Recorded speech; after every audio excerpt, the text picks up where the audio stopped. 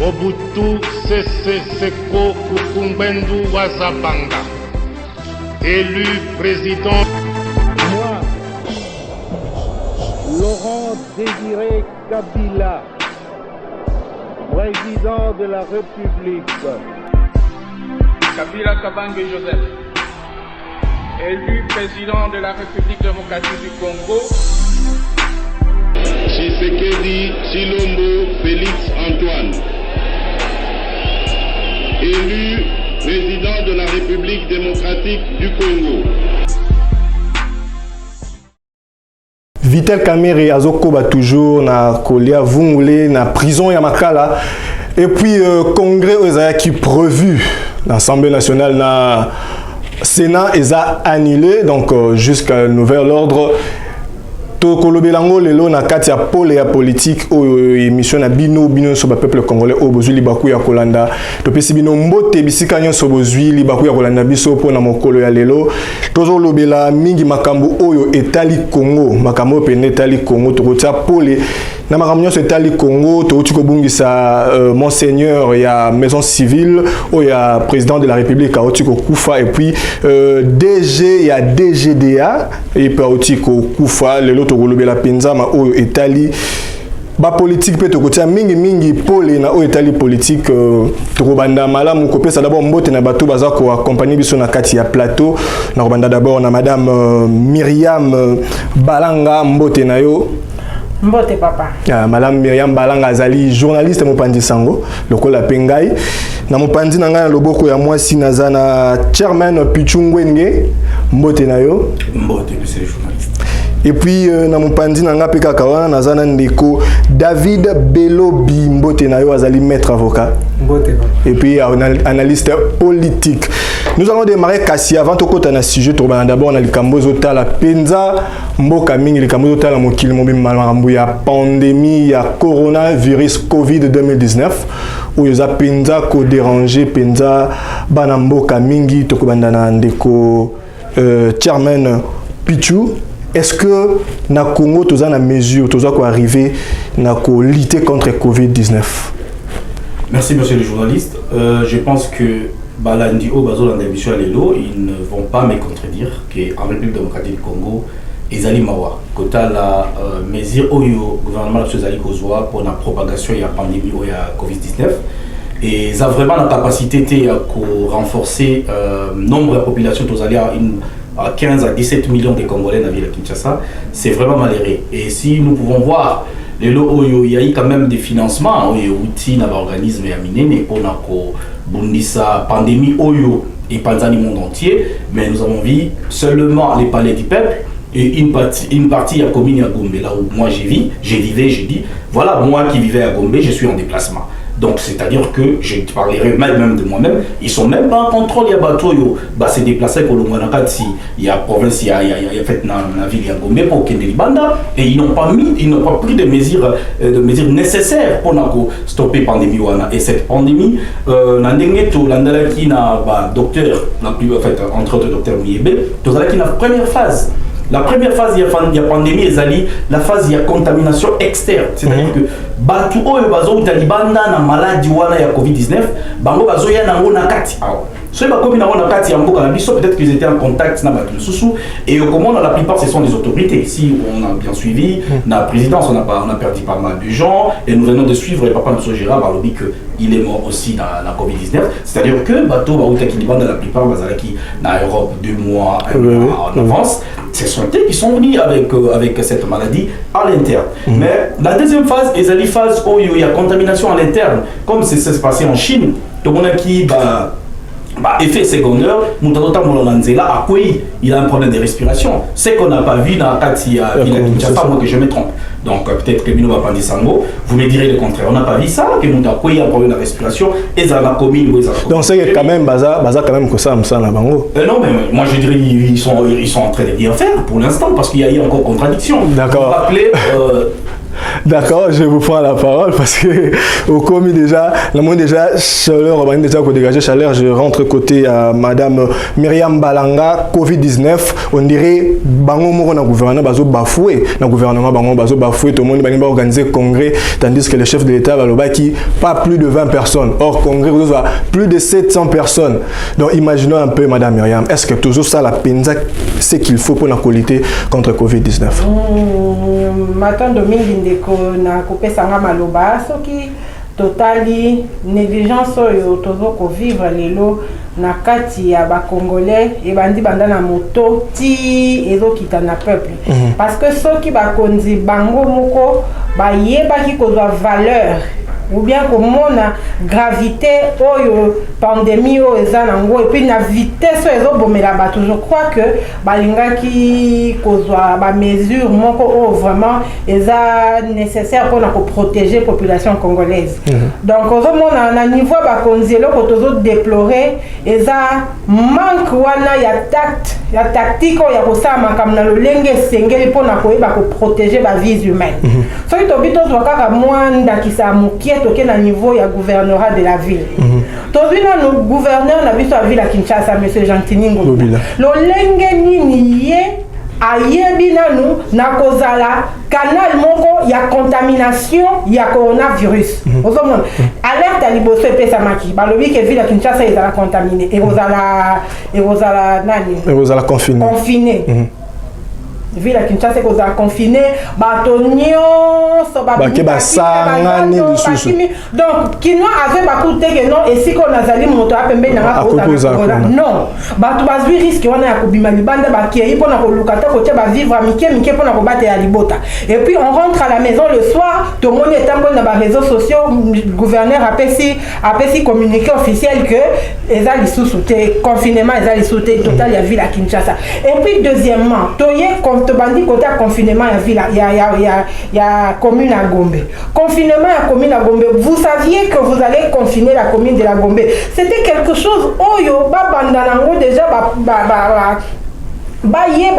mesure bien avant, même 2 semaines, même une semaine, 2 semaines avant, yakoyeba ndengni yakobenda population ba o nyonso bazalaka habilité mobilité tout le jour yakokota na Gombe kokende kozwa ba macaron. Est-ce qu'on peut dire, Madame Myriam, est-ce qu'on peut dire que ça un problème, il y a communication de la part du gouvernement?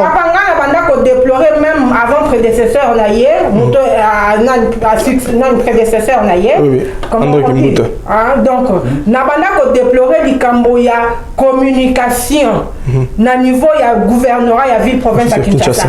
Ozomona problème e bandi na Jean-Tini Ngobila même avant hier ezaki likambo wana. Donc on prend les Kinois comme si nous étions Babylone moko bakoye ko sakana. On ne prend pas la vie humaine ici au Congo sérieux. Voilà. Parce que ce que ezaki que non bazali côté au centre même makambo tozomona likambo à congrès balinga batemela ngote parce que la vie des Kinois ne leur dit absolument rien. Alors papa maître David Belobi, maître David, gouvernement, chef de l'État, qui pas plus de 20 personnes. On a même supprimé le culte pour l'instant. Le culte dans l'église, ils ont sauté pour éviter l'attroupement. Maintenant, tant que de Covitel Caméré, UNC a organisé un grand nombre il y a plus de confinement, papa David. C'est comme si le gouvernement Bangomo Bazar bafoué ordre Bazopé Sabiso.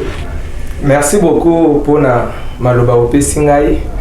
Mais avant tout, nalingi koloba ete koloba ke jusqu'à là équipe à réponse et Salim Moussalate elingi koloba ke toza motema mabe. Mboka oyo Congo ba dirigeant ngo bambula na bambula batika ngo na état obiso yoso tosali ndenge nini toyebi. Pandémie ya Covid et l'Elisina Mundele tomoni premier ministre ya Italie aleli pona nini basalaki a mesure te ya ko faire face na situation. Mais au Salami na Congo, il faut d'abord féliciter. On a juste basali essentiel pour faire face.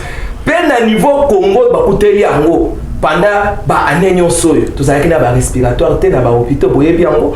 Nyonso ezali complètement yakobeba. C'est pourquoi il fallait commencer à zéro. D'ailleurs, bobo sanate que Covid eza lokola auto benga endroit un cas de force majeure ou on peut appeler ça un cas fortuit. c'est-à-dire eloko moko ezosalama oyo bino moko bokanaki te ke année telle ou bien na mois tel tokutana na maladie tel ezalaki c'est imprévisible ezouta na volonté ya motu te. C'est pourquoi tango ekomi ekuti na état oyo toza na Congo ba hôpitaux bino moko boyebi état Congo ezali. C'est pourquoi il fallait faire l'essentiel. Essentiel wana nde ba mesure ba pesaki bato. Tango balobi que non bosala boité mais kasi quand bino moko ba politique nde mutu bozo ba foué quand même maître David bo organiser bolobi pas plus de 20 personnes mais toke to moni na parquet plus de 500 personnes tozu bato IDPS ezato banana parti présidentiel parce que on va croire qu'on s'attaque seulement à un parti donc tozu parti présidentiel bango moko na IDPS chaque fois limité il y a plus de 20 personnes. Est-ce que ils ont respect à la loi ya président? Wana na lobi pona IDPS ça le kuta poti siko na limité bato basanga na kali susute. Mais pona oyo etali Vital Kamerhe. Wana biso tout condamné qui. Voilà. Merci beaucoup. On va entamer déjà, on va pas rester là, on va maintenant entrer na profondeur ya makambo ngo to lobela siko makambo etali congrès. Ezalaki congrès, mais tu es sur les communes.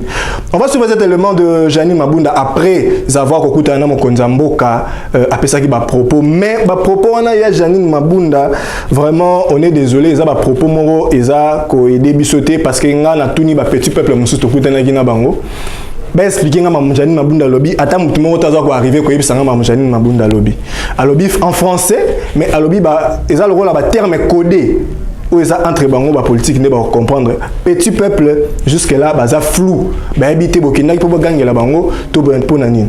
Je vais demander à la régie bo balancer les biso éléments ya Janine Mabunda. Tout le monde fait une focalisation sur le congrès, pas congrès. Je crois que dans le cadre de l'échange que nous avons eu avec son Excellence Monsieur le Président de la République, où j'étais évidemment accompagné du Président du Sénat, nous l'avons tenu informé de l'évolution des activités parlementaires, des mesures que nous avions prises dans le cadre de la lutte contre le Covid, où vous savez que beaucoup d'activités de rassemblement sont réduites.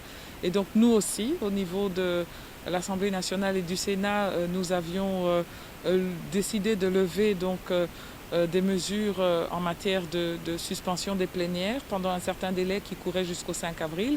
Donc nous lui en avons fait part. Il nous a interrogé sur à quoi ressemblerait la suite de nos activités parlementaires après ce délai du 5 avril. Et donc nous avons eu des discussions longues, approfondies sur ces questions, mais aussi sur comment, d'un point de vue sanitaire, on peut marier et concilier l'obligation d'une activité parlementaire et d'un fonctionnement normal des institutions et le respect et l'exemplarité que nos institutions doivent inspirer par rapport à cette lutte contre le Covid. Il a aussi été noté évidemment que la priorité aujourd'hui dans le monde entier, et le Congo ne fait pas exception malheureusement par rapport à la pandémie du Covid, il a aussi été noté que dans cette période particulière pour notre pays, comme ça se fait partout ailleurs, la priorité, ça doit être comment nous apportons des réponses au sein de chaque institution pour protéger nos populations, nos concitoyens face à cette pandémie. Si notre priorité, ça doit être de protéger nos concitoyens autour de l'initiative du chef de l'État de lutte contre cette pandémie, nous pensons que ça ne doit pas donner... Bona botiko landa Janine Mabunda wazali présidente ya Assemblée nationale ya RDC. Tous comprendre bisika ni bazo ma biso peuple congolais, ba esi biso pas plus de 20 personnes, ba pekisi ba pasteur ba sala ba église, ba pekisi ba bar eteka, ba pekisi ba terrasse eteka ba boyi ba restaurant. Mais kasi balenga ki ba organiser congrès à 700 personnes.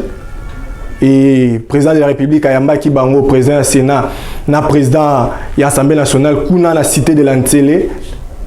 Et puis tout le monde va bimi ba message échangé. Est-ce que c'est là qui blâme ou bien bagende ko rendre kozongi sabon en ordre ndeko pichungwenge.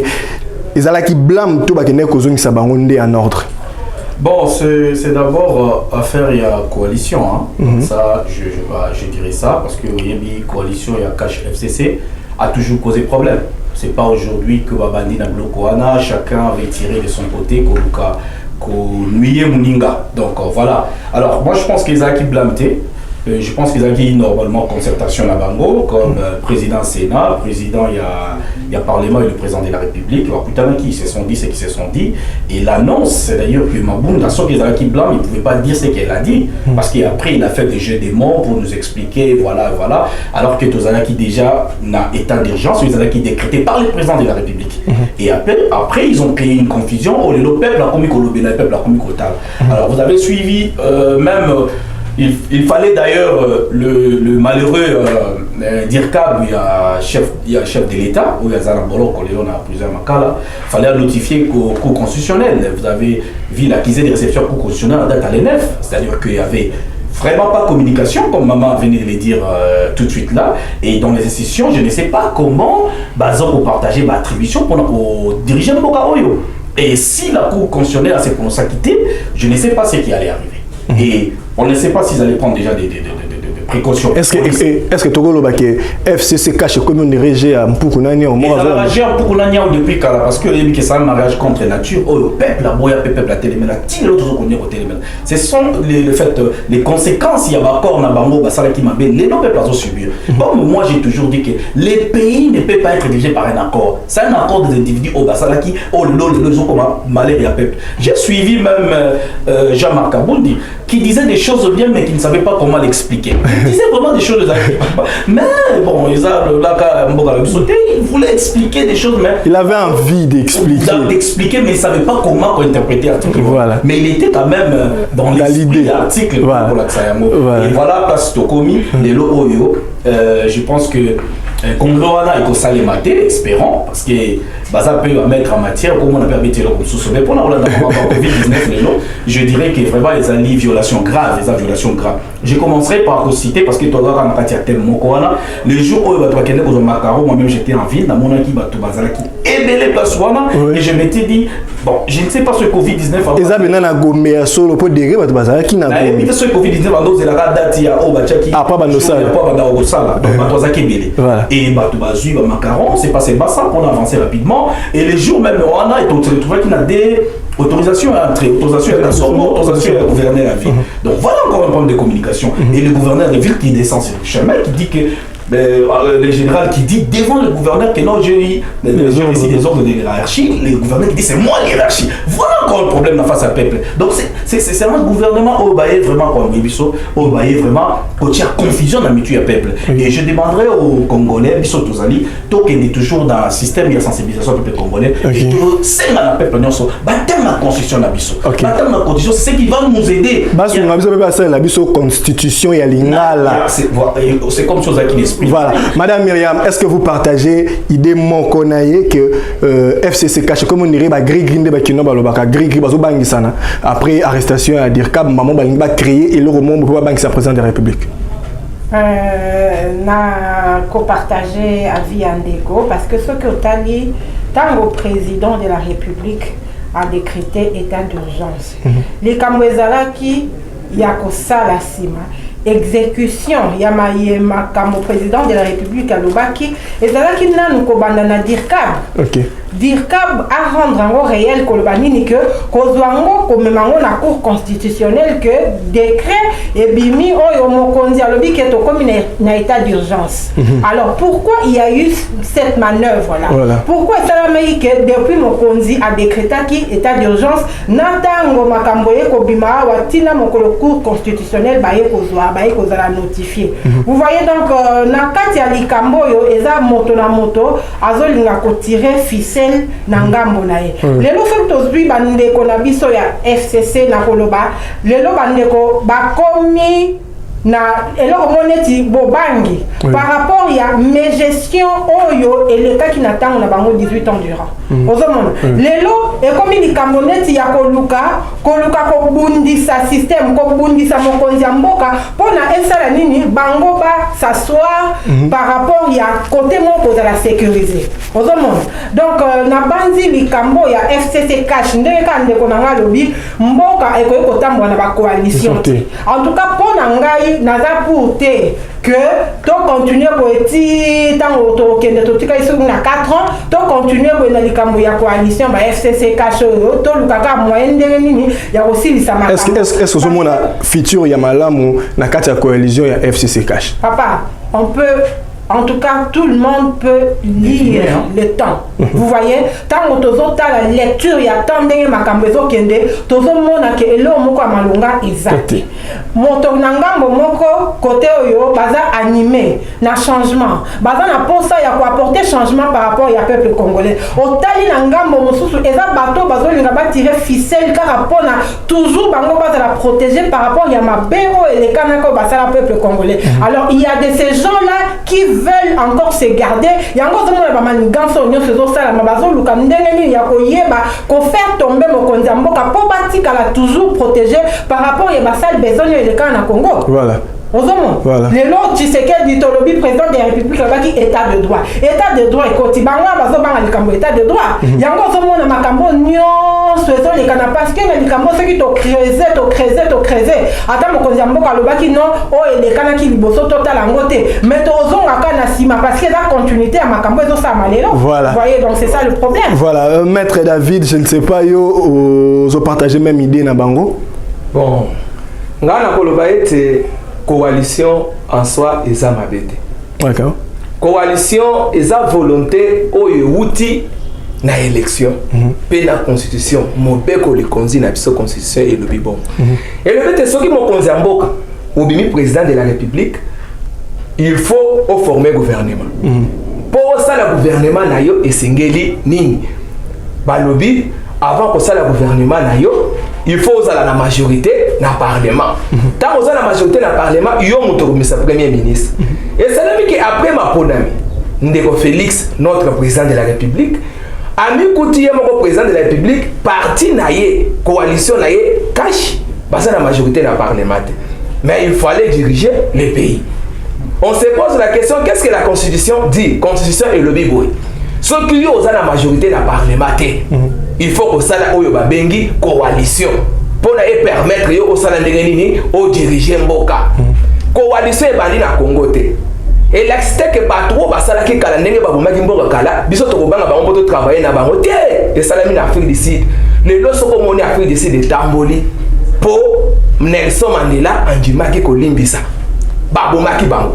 Mais wana quand même ezaki ba mindele ezaki ba tobaki na colonisation oyo zolo ba lelo eza entre biso na biso ba congolais bazo boma ba congolais tozi bango nzuzu po ba continuer ko boma ba congolais ba David yoka mokonzi mboka tango azibo konzi alobi boy Muntutu asa congolais ezala ba oto zaki na bango na opposition to kolexo ba onsupe ba travailler ki na kabila ba bomaki pe bato bazali.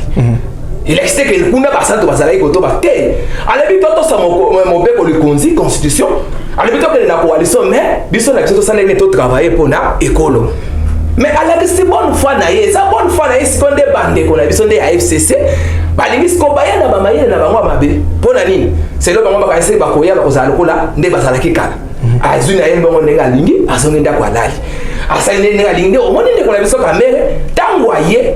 Au lieu à l'ande au bout de mon consambo qui non faut travailler pour la bien à peuple Amérique au salon de l'Union kokota na masolo na bango akala yangwani mon consambo et mon landa qui a le bique non oh et salama qui wala par exemple on a dossier à 15 millions le bezala qui cop mais dans le biboy makambo na salon de l'Union et si là mais papa David voilà te rejoindre alors maman Myriam Alobi parce que au lobby bien bateau basa qui na président envoyé fois bana makambo c'est comme tant makambo 15 millions et salami papa David là tout ce qui na makambo si comment tout ça na makambo si parce que ça gouvernance il y a Félix Tshisekedi Tshilombo il y a ngone bandi na makambo prise ya liboso ba beti biso oyo salaki salaki mato ya ba congolais passe mato ipende tsaki makelele mingi ba maman mususu ba koyaki ba tension na manda ko bisika bazalaki ba bande ko mususu ba kaka 15 millions de dollars à calculer na quartier na bazaka combien komi cop est-ce que gouvernement cop na kati ya gouvernement ya ngona ebiso boy au moment de ko Tshisekedi ce que olingo ye baye bien c'est un homme de patience ozoka na bi balo baka soko lingo kende musika kozala no mbangu te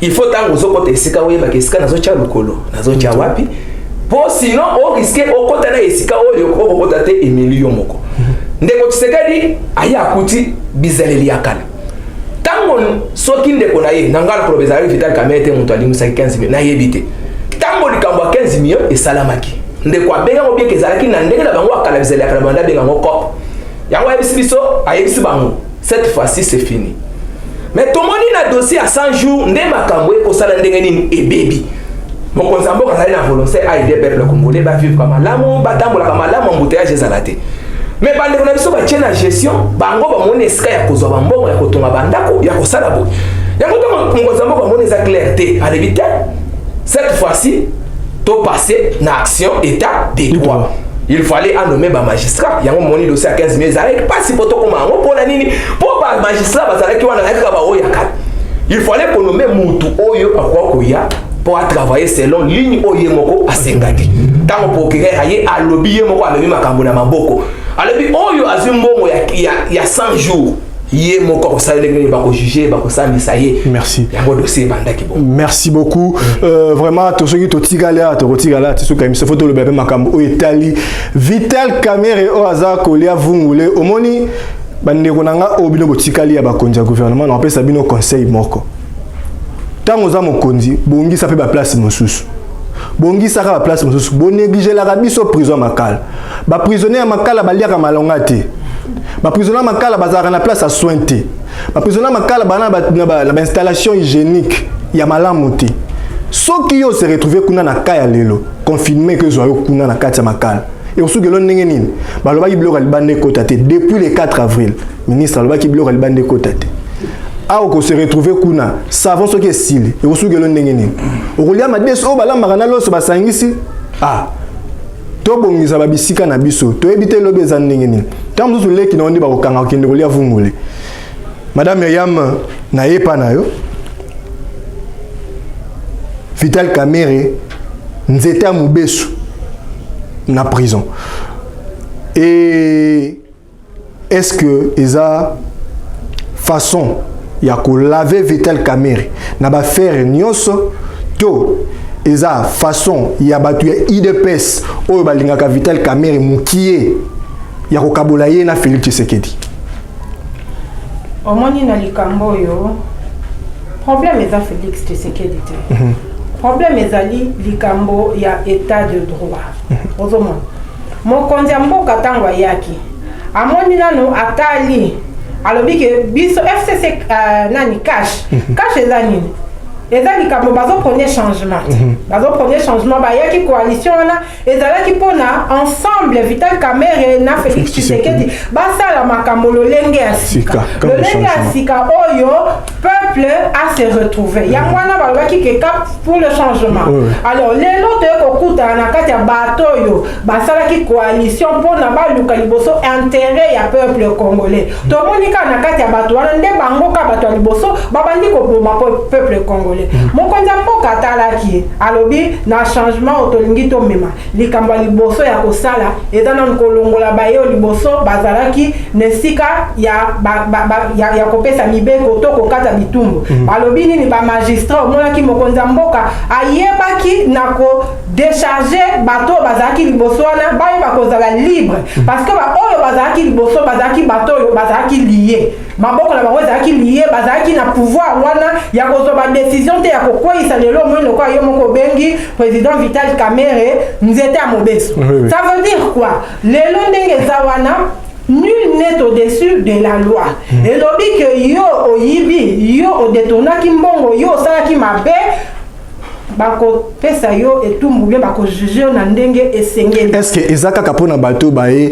na programme ya 100 jours to ekolanda pe na bato batikali na sima papa to bandi nano to bandi na likamoko te ezaka tuko banda na nzeta mobeso te lelo ndeko Vital Kamerhe azo se retrouver wana pourquoi babandaki na yete interpellation bandaki na yete lelo soki babengi ye c'est parce que kombo etangami mingi yango na par rapport ya kombo ndenge etangami yaka par rapport ba effet ba interpellation o ezali ba faire o eza cité maître azali ayebi ba terme nango juridique bien ozomona ndelelo ya se retrouver sika wana omoni alors likambo yo etali que non likambo ya 100 jours to bandi na 100 jours parce que président Félix Tshisekedi abandaki na likambo lelo kokota ya président Félix Tshisekedi na pouvoir à lancer qui likambo est les changements notamment likambo 100 jours ya koyeba par rapport ya ko lancer ba travaux comme un peu changement na mandat na yena na 100 jours wana alors totali na 100 jours lancé par le président de la République ba abus eza ebele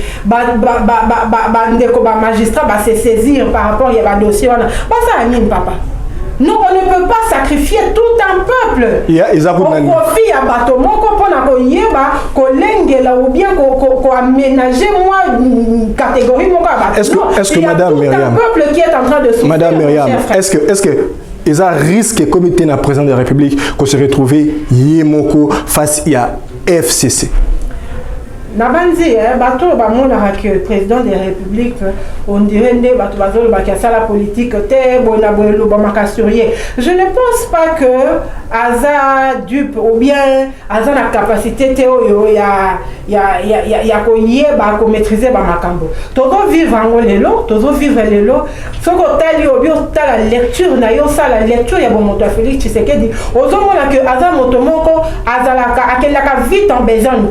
En tout cas na nga kotala ndenge président zo memela Makambo, je peux dire que je suis confiante. Je suis confiante que quand même mboka na biso erozonga na barai parce que oyo ezo beta malelo na banzi batonyo sonde ozomona ba transaction ezo sa malelo parce que moto lelo azo linga a se protéger azo balobi ya mso ezatona nga lobi na ozala cité yango ozomona bato bazo linga bazo koluka ko aménager moi ba situation moko mbinga pona koluka ko boycotter makambo ya il y a justice, il y a état de droit. C'est ça. Voilà. Chairman Pichungwene, vous êtes.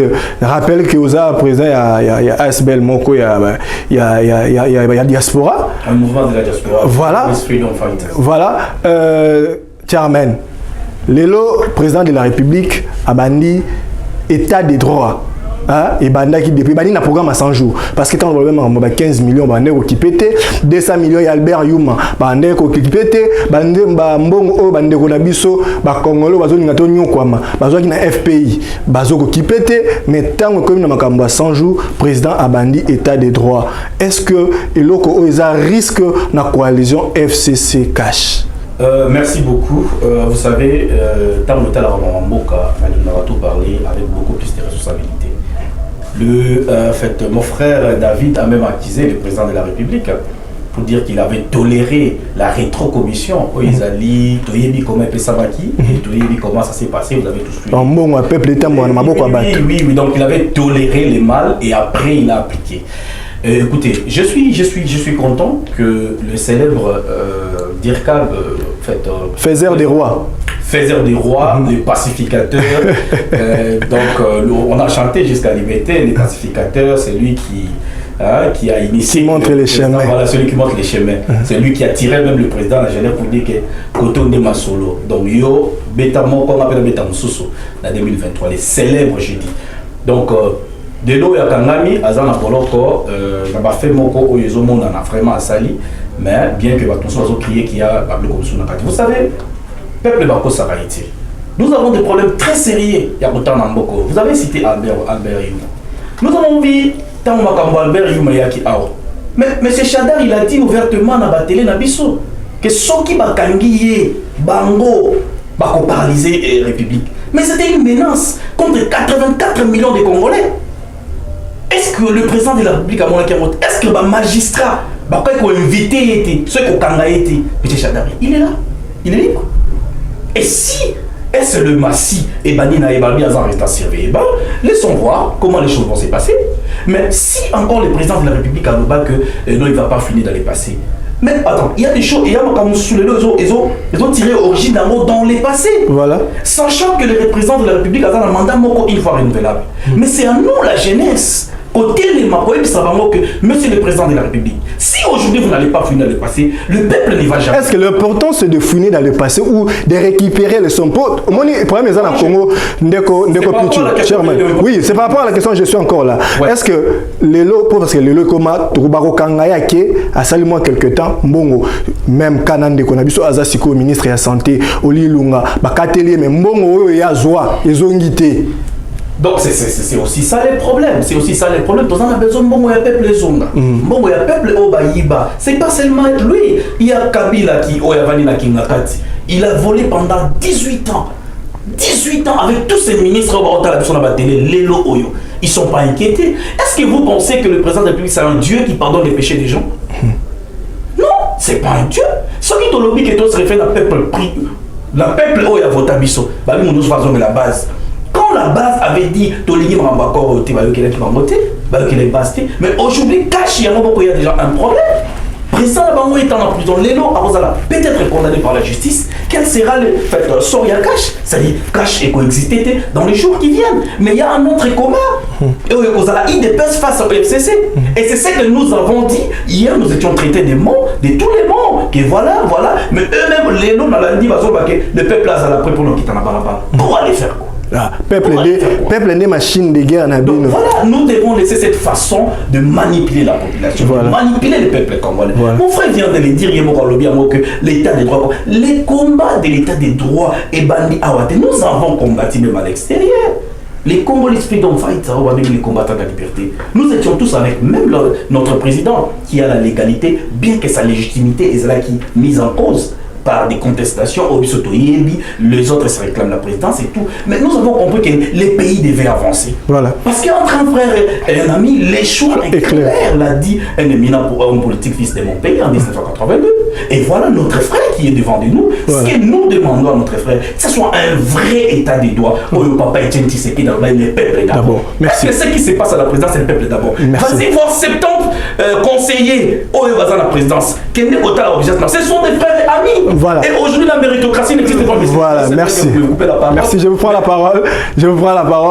Ndekomoka komela nga ebisinga ndeko grâce Gradimbi et Moponami, biso atoponayo. Na sali calcul ya mbongo o Vital Kamerhe, o balobi Vital Kamerhe azui. Oh, bah, Vital Kamerhe a détourné, a sali calcul le peuple congolais, le peuple congolais moko. On s'est retrouvé dans 4 000 francs, 4 000 francs, 4 000 francs, so ba iba kabolango. Nyon so on a 84 millions de congolais, a zui à convertir en francs congolais, à partager en abi. Mon bon ami, 4 on s'est retrouvé dans 4 000. Net nga la melanga nanga bière nanga, na mela moi de bière nanga calmement. Et puis na bosani.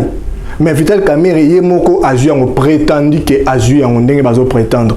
Ndeko maître David nazongi panayo. Silence radio côté ba grand politique. Toyebi ndenge zalaka toyebi coup sur coup na batango déjà linga kabwaka. Mais silence radio. Jean-Pierre Bemba silence radio. Moïse Katumbi silence radio. Vital Kamerhe azo piriger azo continuer coller à Vungule. Photo le bango bongo parce que tu es que ministre Alba Iblo Alibande ekotate. Donc bilo la makuni za bilo ka prison. Est-ce que Oeza ko Kabola ba mona peut-être FC ça mona peut-être que Vital Kamerhe azo tia bango mal à l'aise bazo ka moyen ko Kabola parce que tu es que le ministre de la justice aza ministre issu à FCC. Est-ce que ça façon ya ko Kabola bango te? Bon, merci beaucoup pour na maloba. Pour diviser pour mieux régner. Oui, pour na maloba pesingai. En fait, parfois, biso peuple congolais, to sengaka eloko na contraire nango. Na dossier à 15 millions, si je me rappelle, tout le monde ba congolais ba marché. Na kati wana ba musu ba komana kombo Vital Kamerhe. Bazo senga baka na Vital Kamerhe inde mtoza hotel ya 15 millions. Batu ba réclamer ba kanga batu ba sala boye. Ndeko. Eloko moko il faut ko bossa na te na Congo na biso démocratie et senga ko ba benga séparation du pouvoir. Donc pouvoir législatif eza na mission non. Mission à pouvoir législatif eza ko légiférer ba loi. Oye ko sala ngeli oye ko tambusa mboka. Toza na pouvoir exécutif po eza na mission nango eza ya ko gouverner ko diriger mboka. Toza na troisième pouvoir eza pouvoir judiciaire. Donc chaque pouvoir selon selon constitution de Abisso est indépendant vis-à-vis de l'autre. Okay. Même tant que vous non président de la République il fallait à l'anda bakanga pour 15 millions. Et ça faux.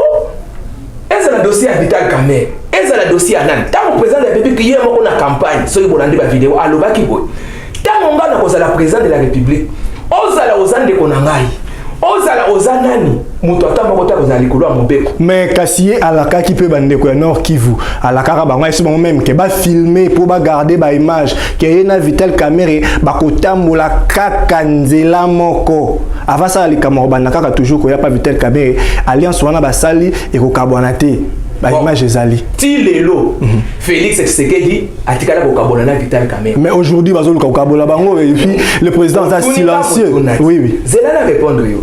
Ti lelo Félix Tshisekedi atikala ko kabona Vital Kamerhe te. Preuve contraire ti lelo Vital Kamerhe azakaka directeur ya cabinet. Oyo ezolanda Vital Kamerhe eza Félix Tshisekedi était en vertu du principe de séparation du pouvoir. L'état des droits et c'est la kende ko Félix soki yo diriger mboka. Soki komi makambo ko kanga bato, makambo ko sambisa bato. Yo sala ndenge nini telema di bande tali yote. Félix Tshisekedi Kamerhe ndeko na alaka ke ka kotambola na itina soka. Ti lelo il explique INC za Vital Kamerhe bandeko. Vital Kamerhe za monto bapona ki po diriger INC.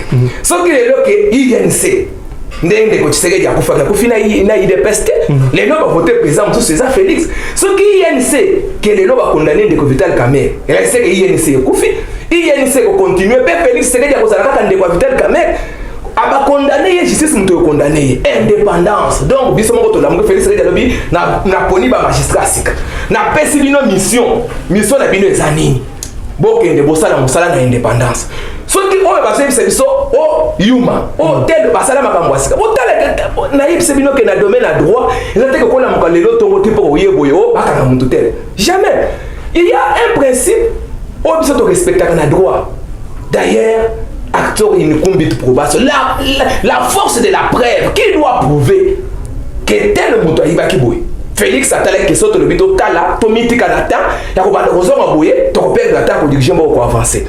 Qu'est-ce qu'il faut faire? Ngai personnellement nazali kanguna muntu te mbino to bwa ba congolais naza président congolais nyonso totali liboso to avancer oyo akoyiba akosala mabe na période na ngai justice se s'occuper na makambo kala soki oza problème na mutu etalinga te ke ndo yebisa justice dossier ya mutu te abomaki ngai abomaki ndeko na ngai ayibaki mbongo na ngai sokozala baperne osaisir justice na selon ba norme eza c'est ça l'état des droits. Maître David Dieu lingolo ba que lelo bandeko o nyonso baza accusé na population ke baza na ba détournement de fonds o lingolo ba ke basala makambo wana te loko la preuve ezate. Bon ndeko état des droits eza na principe autobé la présomption d'innocence. On ne gère pas le pays par des rumeurs. Okay. Et on ne peut pas condamner quelqu'un si pas de rumeurs. Laisse-moi conclure un peu. Au moni, batu oyo Félix Tshisekedi azaki na preuve ya koyiba na bango na époque na ye. Na yeso batu wana bakangami.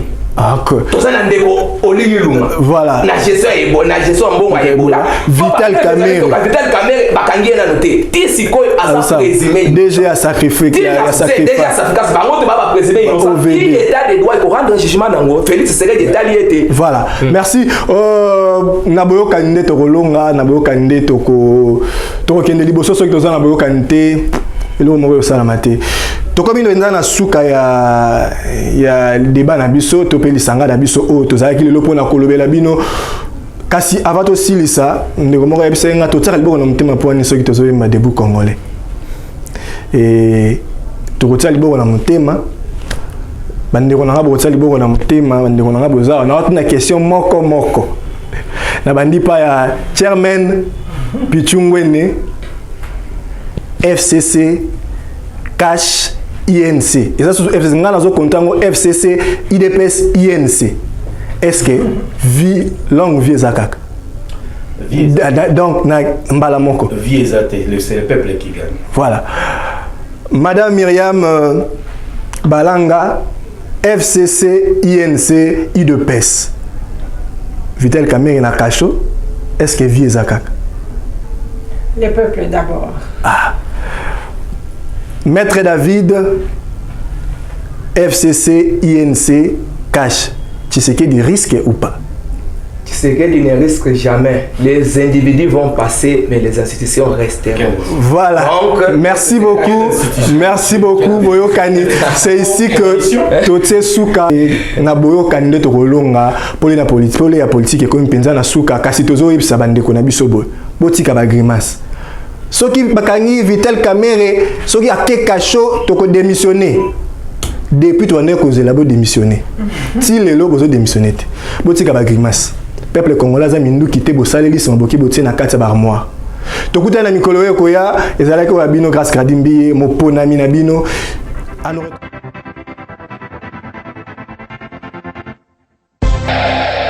Moi, Mobutu Sese Seko Kukumbendu Wazabanga, élu président. Moi, Laurent Désiré Kabila, président de la République. Kabila Kabange Joseph, élu président de la République démocratique du Congo. Tshisekedi Chilombo Félix Antoine, élu président de la République démocratique du Congo.